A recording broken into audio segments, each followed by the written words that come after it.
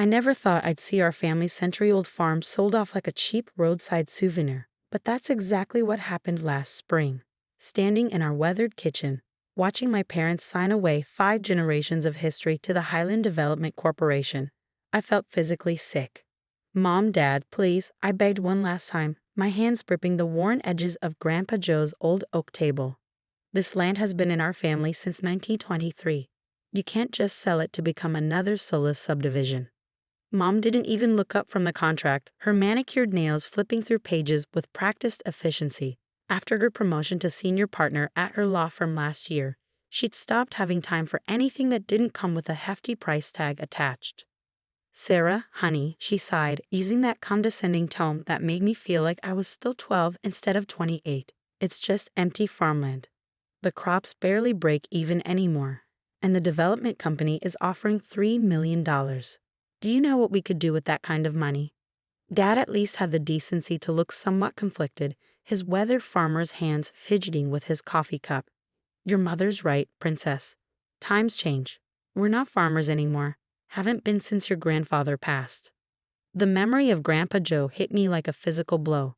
He passed away just 6 months ago, and already they were dismantling everything he'd built, everything he loved.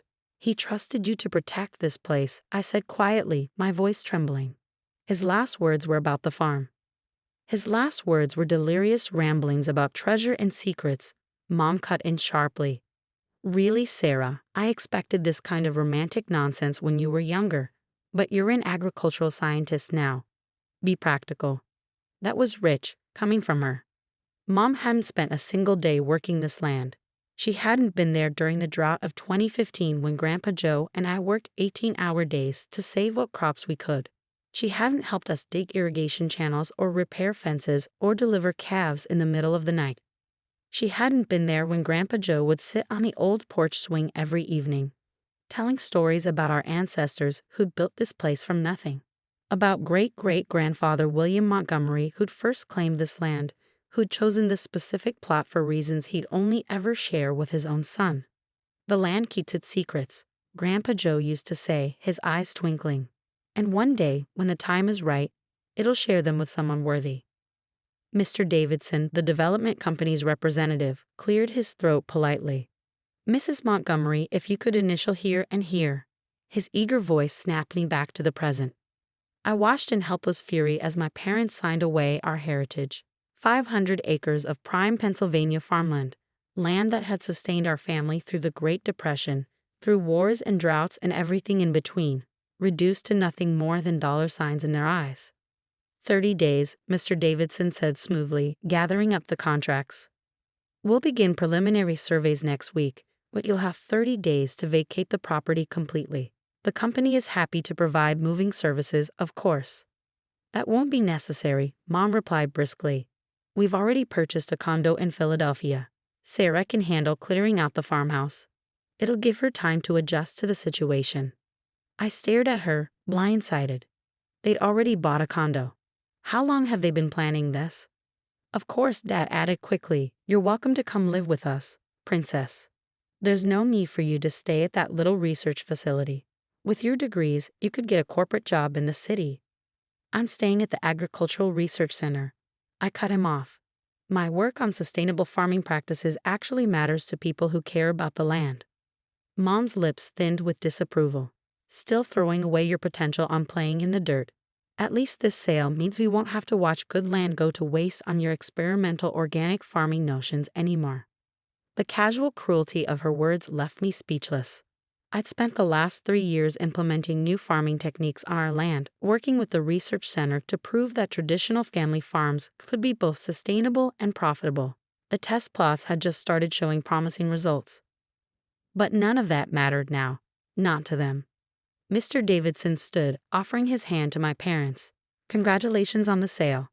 Highland Development will transform this property into the most exclusive residential community in the county. The Montgomery Farm Estates will keep the name, of course, to honor the heritage." I couldn't take it anymore. Grabbing my jacket, I stormed out of the kitchen and into the crisp spring morning. The farm stretched out before me, morning mist still clinging to the fields where the first green shoots of this year's crops were just beginning to emerge. Near the old barn, a pair of red-tailed hawks circled lazily, the same mating pair that had nested on our property for the past decade. Soon their hunting grounds would be covered in concrete and asphalt, their ancient oak tree cut down to make way for some millionaire's mansion. "Sarah, wait." Dad's voice called from behind me, but I kept walking, heading for the back fields where Grandpa Joe and I had spent so many hours working side by side. It was where he taught me everything he knew about farming, about respecting the land and its rhythms. The memories flooded back as I walked. I was 5 years old, sitting on his shoulders as he checked the irrigation lines. 10 years old, helping him mend fences and learning the property's boundaries. 15, driving the tractor for the first time, his patient voice guiding me through the gears. And just last year, 27 years old with a PhD in agricultural science, showing him the results of my organic farming trials. His eyes had lit up with pride as he'd examined the improved soil samples, the increased crop yields. "You see it, don't you?" He'd asked that day, his voice already weakened by the cancer that would take him just months later. "You understand what this land can do, what it can be?" I'd nodded, not realizing then that we were running out of time, that he was trying to tell me something important. A glint of metal caught my eye, pulling me from my memories. I was standing near the old stone wall that marked our property's southern boundary, and something was reflecting the morning sun. Bending down, I brushed aside some loose dirt to find a small brass key, old and green with age. My breath caught. I recognized it immediately. It was the key to Grandpa Joe's old study in the barn, the private space where he kept all his farm records and family documents, the room he'd specifically left to me in his will, though I hadn't been able to bring myself to go through it since his death. "The land keeps its secrets," his voice whispered in my memory, "until the time is right." Looking back toward the farmhouse, I could see the development company's sleek black SUV pulling away down our long gravel drive. My parents' car followed shortly after, heading toward their new city life without a backward glance. They'd given me 30 days to clear out generations of history, 30 days to say goodbye to everything I loved. But standing there with Grandpa Joe's key in my hand, watching the morning sun climb over fields that had sustained my family for 100 years, I felt something else stirring beneath my grief and anger. Hope. Grandpa Joe had never done anything without a reason. He'd never simply given up or taken the easy path. And in those final days, he tried to tell us something about the farm. Something my parents had dismissed as the ramblings of a dying man. But what if they were wrong?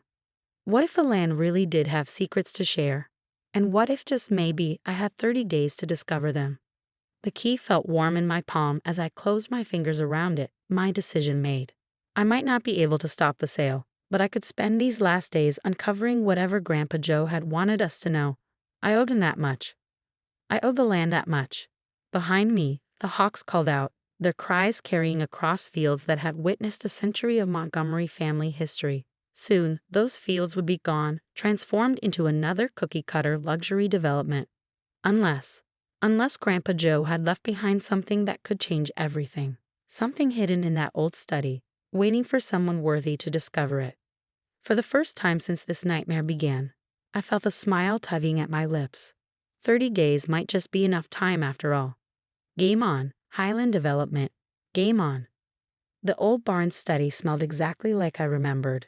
A mixture of leather, paper, and the special pipe tobacco Grandpa Joe used to smoke. Standing in the doorway, key still warm in my hand, I felt his presence all around me.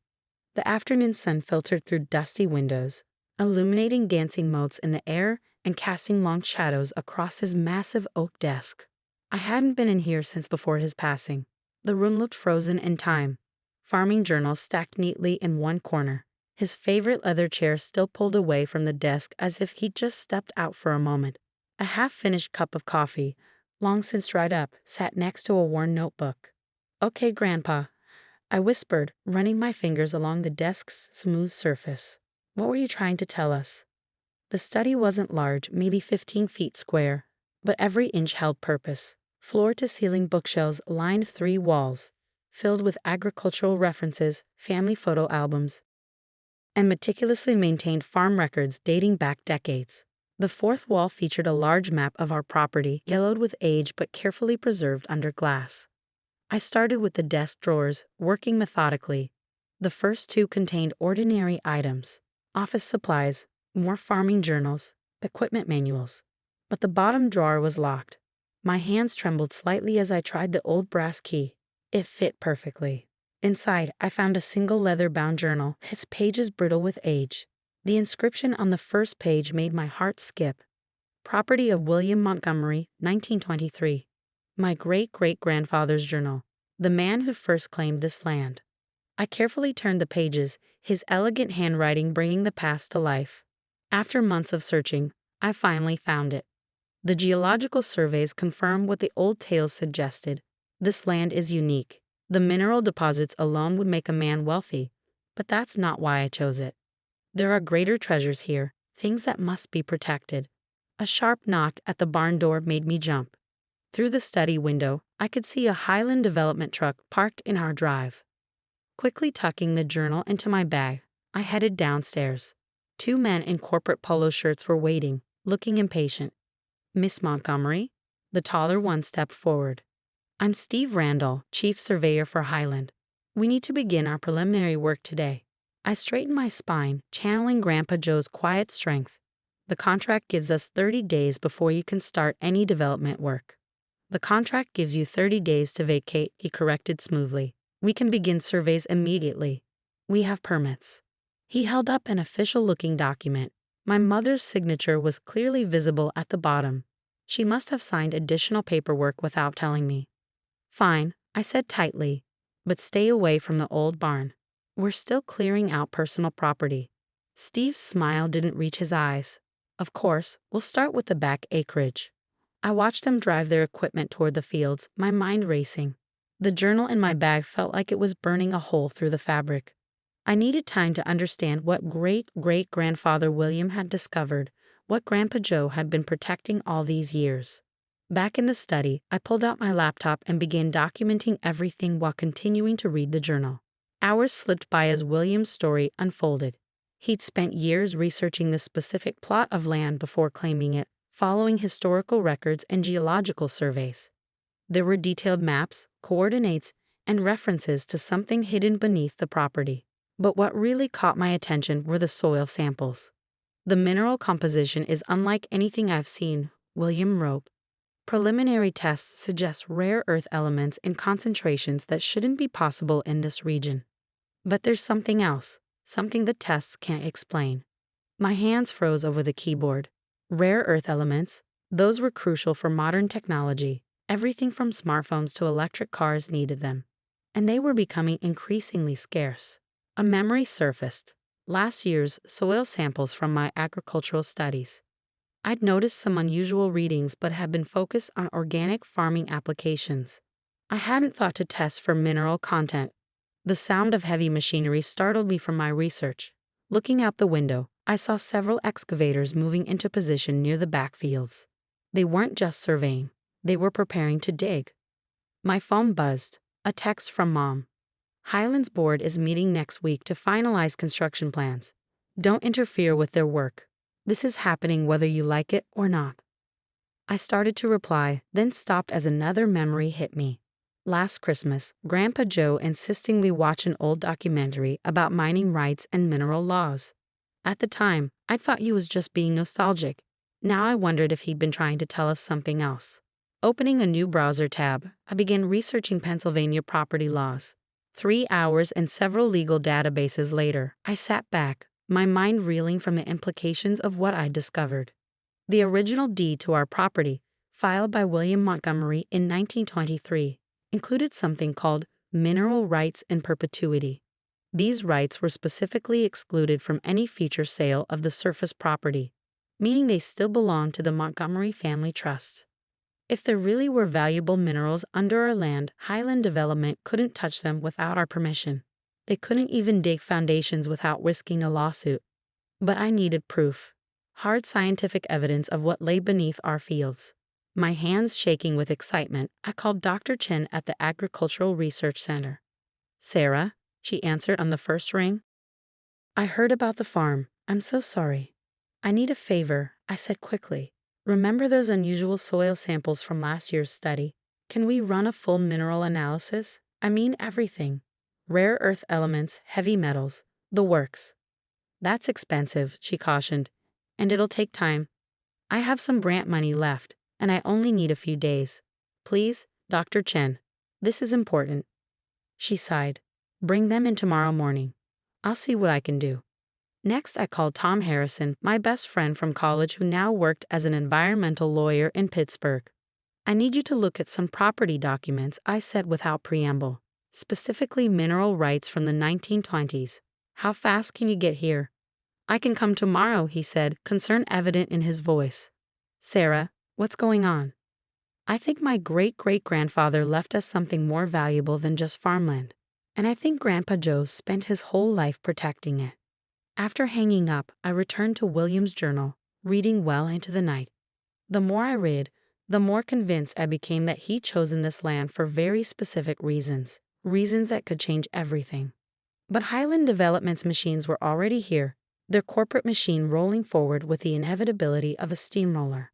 I had days, maybe hours, before they started seriously excavating. I needed to buy time. The next morning, I was waiting when Steve Randall and his crew arrived. I'm invoking a temporary stop work order, I announced, holding up a stack of papers Tom had helped me prepare over the phone last night. Steve's face darkened. You can't do that. We have contracts. Check with your legal department, I said firmly. The mineral rights were excluded from the sale. Any excavation could be considered mining activity without proper permits. Your company could face significant fines. This is ridiculous, he snapped, but I noticed him pulling out his phone and stepping away to make a call. By that afternoon, the excavators were being moved off our land. I bought myself a few days, but I knew it was temporary. Highland Development hadn't built their empire by giving up easily. But as I watched their trucks drive away, I felt Grandpa Joe's presence beside me, almost as if he were still here, still protecting our land. I won't let you down, I whispered. I'll find what you were trying to tell us. I'll protect what's important. The hawks circled overhead, their cries carrying across fields that suddenly held more mystery than I'd ever imagined. Somewhere beneath that rich soil lay secrets that had been guarded for a century, secrets that might just save everything we held dear. And I had a feeling we were running out of time to uncover them.